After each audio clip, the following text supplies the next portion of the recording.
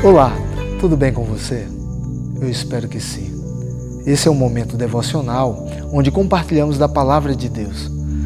E hoje a palavra é graça. Segundo o texto de 1 Pedro, capítulo 5, verso 10.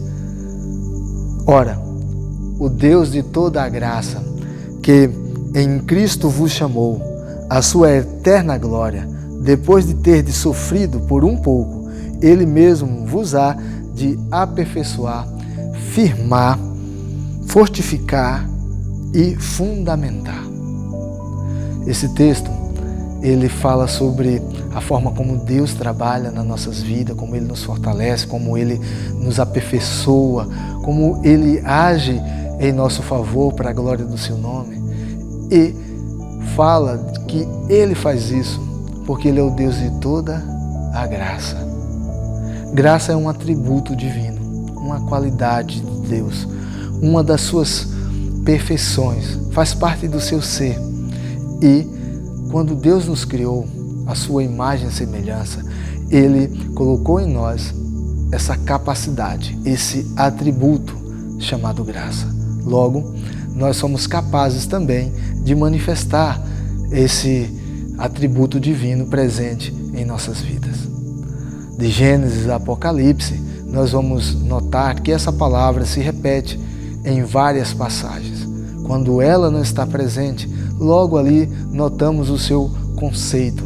Ela é a base do relacionamento de Deus com o ser humano. Nós percebemos que Deus não precisava se relacionar conosco, mas Ele escolheu fazer isso e o faz por conta da sua graça. Graça tem como conceito um favor imerecido.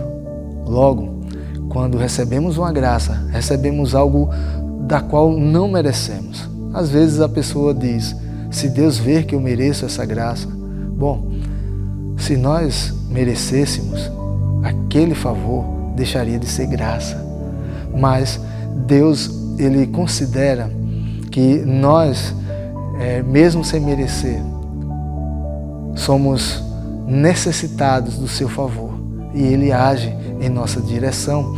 E um exemplo disso é a morte do seu Filho na cruz para nos salvar. A salvação, o perdão em Cristo Jesus é o exemplo, o maior exemplo dessa graça de Deus para conosco. Então, nós recebemos de Deus esse favor e podemos nos relacionar com Ele por meio de Jesus Cristo. Mas também podemos usar dessa capacidade para nos relacionar com o outro, com o próximo. Obviamente que o pecado ele nos afetou e nos colocou numa condição onde nós nem sempre conseguimos ser tão graciosos com o próximo, porque o pecado afetou toda a imagem e semelhança de Deus em nós. Ficamos como uma foto turva e já não refletimos tão bem essa imagem de Deus em nós. Mas Cristo veio para restaurar todas as coisas, inclusive a imagem e semelhança de Deus em nós. Então agora nós podemos ter essa capacidade, podemos praticar essa graça e também usufruir desta graça. Pensando nessas duas coisas, a gente deve trazer essa palavra para o nosso vocabulário e para o nosso cotidiano e quem sabe até para o nosso coração.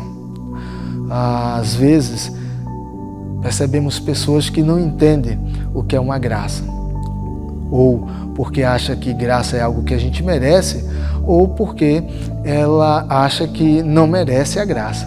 E isso fica um pouco confuso e as pessoas não conseguem usufruir do favor de Deus.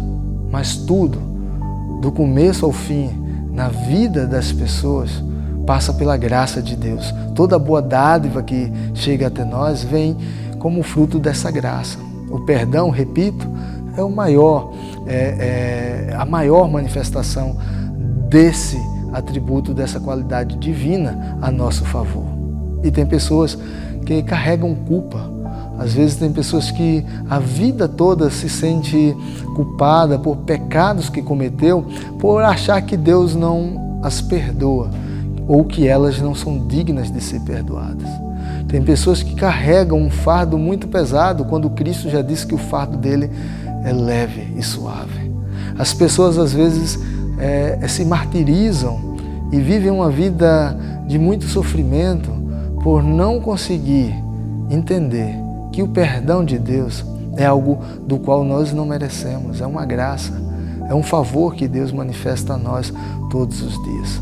Então é preciso compreender desta forma para poder ter um relacionamento próximo de Deus, um relacionamento com Deus que seja marcante na sua vida, que seja transformador para a sua vida. O ladrão que estava na cruz, eram na verdade dois os ladrões, e um zombava e o outro disse para Jesus Cristo que lembrasse dele quando viesse em seu reino. E Jesus Cristo disse: hoje mesmo estarás comigo no paraíso. O que aquele ladrão experimentou foi a graça de Deus. Talvez você pense: mas eu não sou um ladrão. Eu também não.